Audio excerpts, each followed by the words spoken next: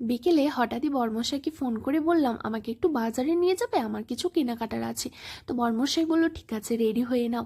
তারপর আমি রেডি হয়ে দেখো দুজন মিলে কিন্তু বাজারের উদ্দেশ্যে বেরিয়ে পড়েছি। তারপর এই দোকানটায় এসে আমি বেশ কয়েকটা নাইটি দেখে নিচ্ছি। তারপর এই দোকান থেকে আমি পছন্দসই কয়েকটা নাইটি নিয়ে আমি চলে গেলাম একটা কসমেটিক্সের দোকানে। সেখানে আমার কিছু টুকিটাকি জিনিসের প্রয়োজন ছিল, সেটাও আমি নিয়ে নিলাম। তারপর হঠাৎই দেখি এই ছোট্ট একটা বাচ্চা আমার সঙ্গে খুব কথা বলছে। তারপর দোকানদার বলল যে এটা নাকি ওই দাদারই বাচ্চা। আসলে এই দোকানটা আমার অনেক চেনা দোকান। তো তারপর দেখো এখানে কাজ মিটিয়ে আমরা চলে এলাম কার্জন গেটে বর্মশাইয়ের কিছু কাজ ছিল, তো সেটা মিটিয়ে এবার আমরা বাড়ির পথে রওনা দিলাম।